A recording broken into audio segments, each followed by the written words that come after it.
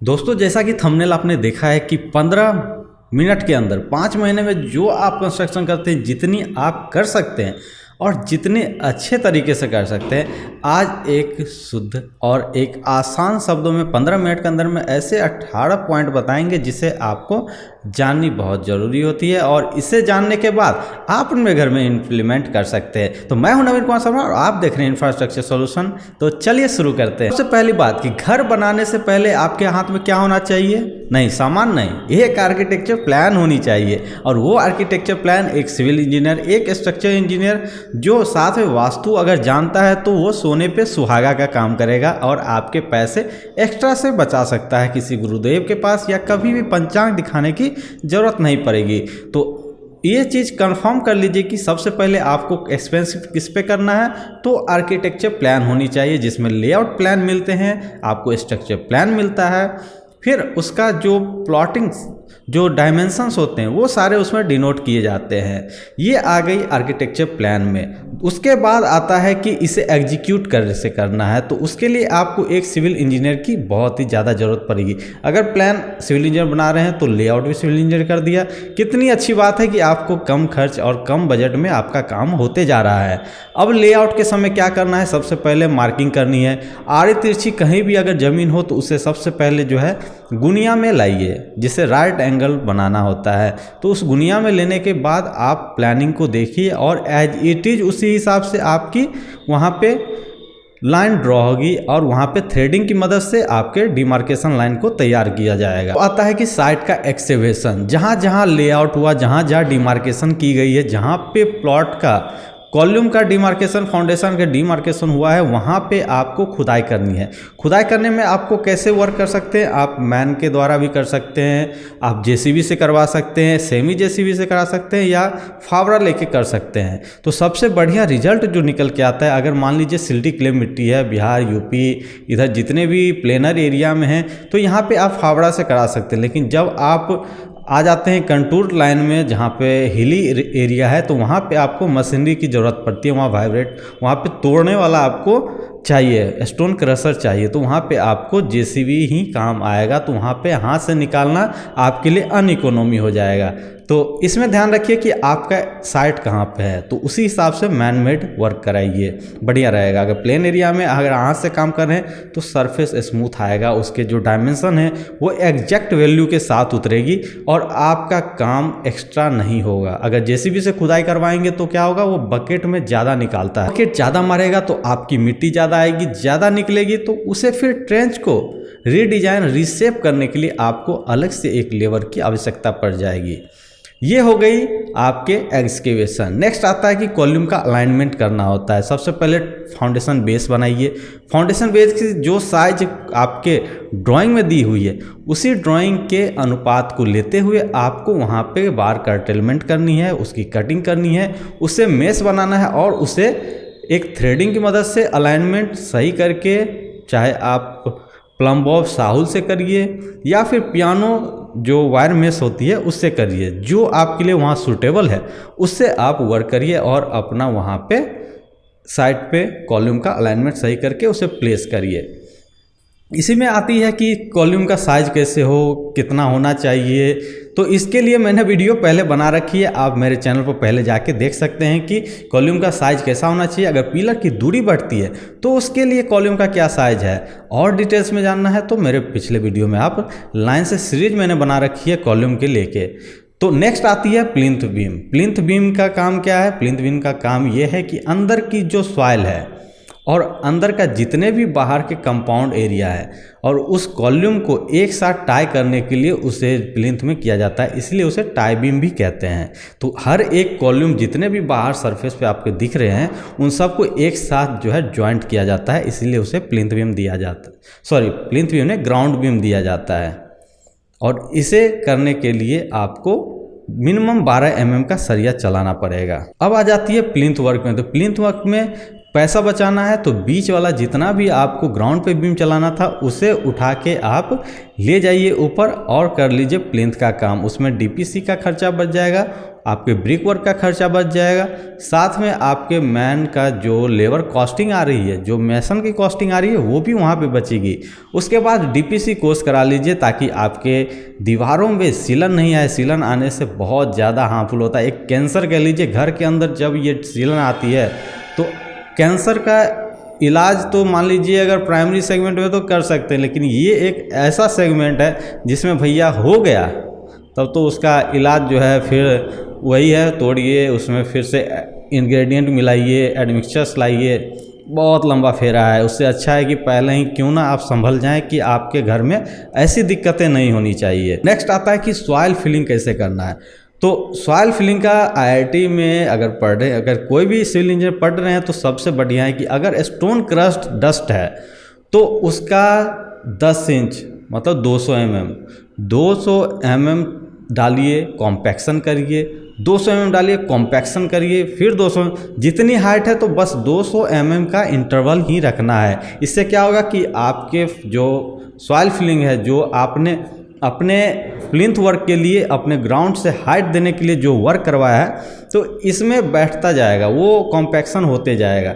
और अगर आपके सॉइल का है, मिट्टी है, तो 1.5 फीट से ज़्यादा नहीं होनी चाहिए। लगभग कह सकते हैं कि 400 mm से ज़्यादा सॉइल फिलिंग मत करिए। 400 mm करिए, कॉम्पैक्शन करिए, उसमें पानी की क्यूरिंग करिए, उसमें आप जो है जितना हो सके उसका लेवल सरफेस चेक कर लीजिए, बैठ जाए, बाहर चेक कर लीजिए कहीं बीम के नीचे से मिट्टी बाहर नहीं भाग रही है। इन सब चीज़ों को चेक करते हुए 400 mm तक आप जो है काम करिए, तो इससे आपके सॉइल की कॉम्पैक्शन अच्छा होगा।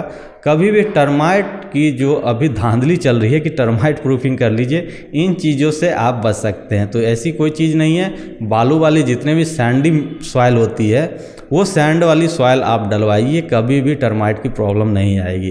टर्माइट की प्रॉब्लम तभी आती है जब आप गंदी मिट्टी या सड़ा हुआ किसी का घर उजरा हुआ ले आए, जैसे टाटी का घर है, इकरी का घर है, इसका नीचे जो है वो चाली उली होती है, वो आके आपके घर में टर्माइट का प्रॉब्लम कर देता है।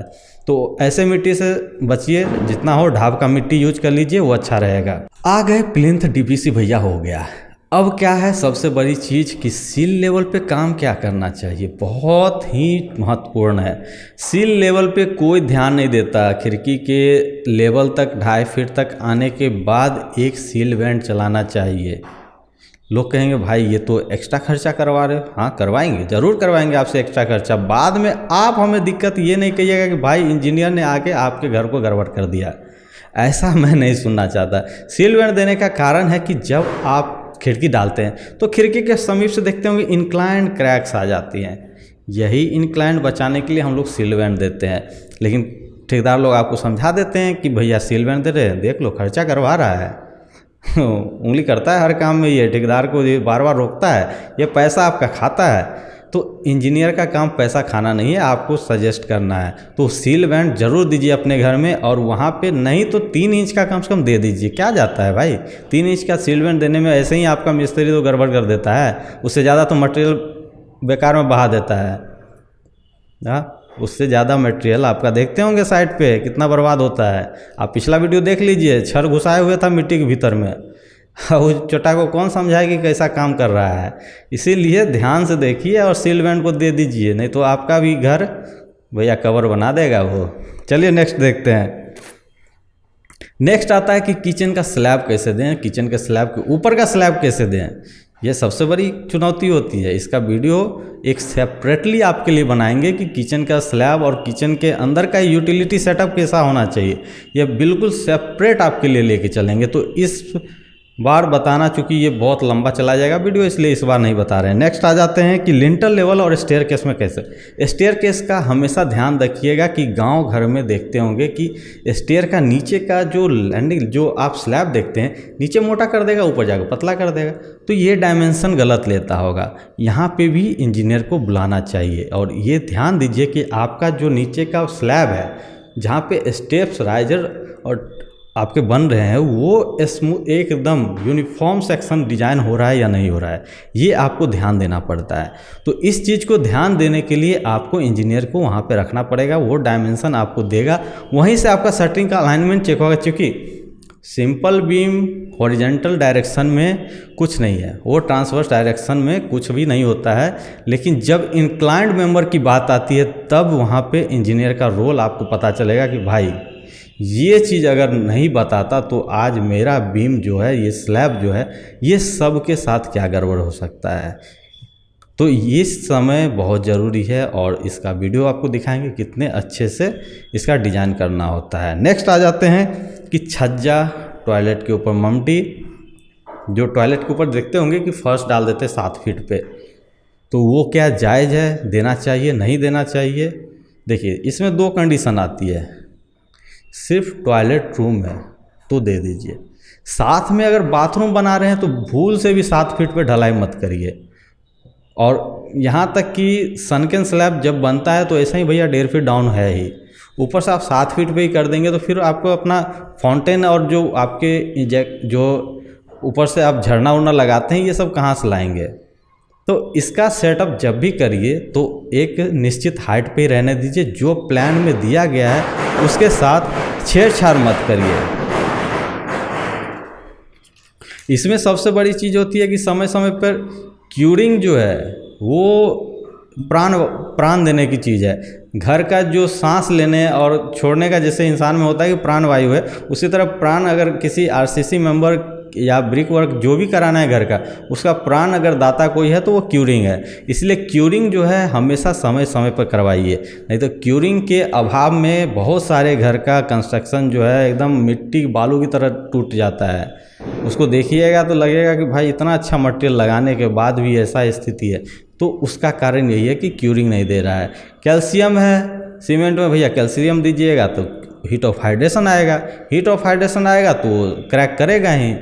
अब किसी के अंदर गर्मी अगर ज़्यादा आ जाए तो उसका माथा फटेगा कि रहेगा, वही हाल है कि सीमेंट में अगर ज़्यादा गर्मी है उसको शांत नहीं करिएगा तो भैया ब्लास्ट करेगा ही, वो आपका आरसीसी मेंबर तो तोड़िए के फेंक देगा। इसलिए ध्यान दीजिए कि अपना जो है हीट ऑफ हाइड्रेशन सही रहना चाहिए, क्यूरिंग समय समय पर होनी चाहिए।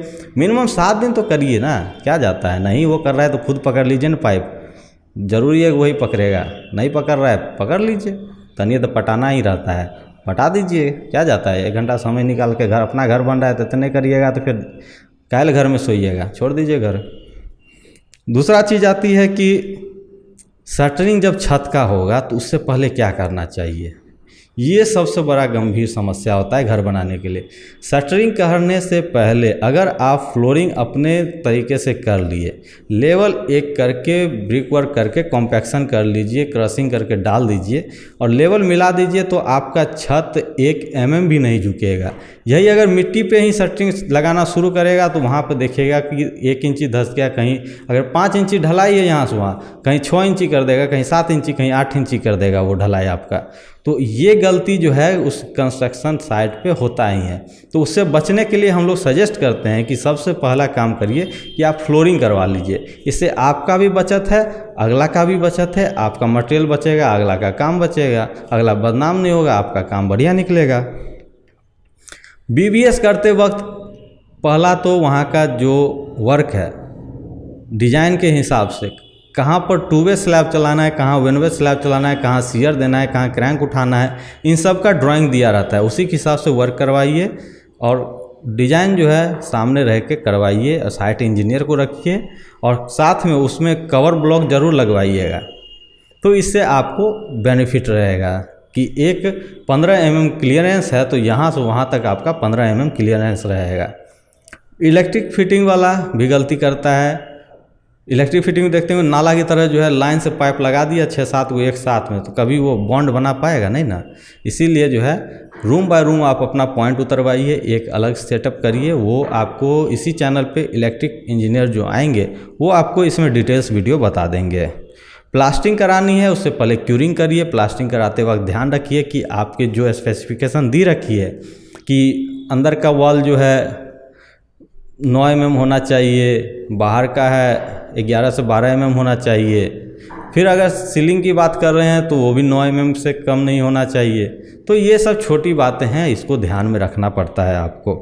वाइट वॉशिंग, पेंट, बहुत सारी चीज़ें। तो मुश्किलात जो चीज़ है, जो मुश्किल करती है आपके घर बनाने में, तो यही स्ट्रक्चर है। स्ट्रक्चर अगर सिविल वर्क सही हो गया आपका, तो सिविल वर्क सही होने के बाद वो आप खुद ही डिसाइड कर लेते हैं, क्योंकि वो इंटीरियर का काम है। वो आपको एक इंटीरियर का अलग ही पूरा सीरीज बताएंगे कि इंटीरियर का किस तरह से काम कराना है, कैसे बचत करना है, कैसे आपको अपने घर में कम खर्च में अच्छा बना सकते हैं, बजट फ्रेंडली रह सकते हैं। कितना भी बड़ा प्रोजेक्ट क्यों ना हो, अगर एस्टीमेट आपके हाथ में है तो आपका घर जो है बजट फ्रेंडली होगा ही। अगर यही आप किसी और पे छोड़ दीजिएगा तो वो तो अपना कमीशन जोड़ के ले ही लेता।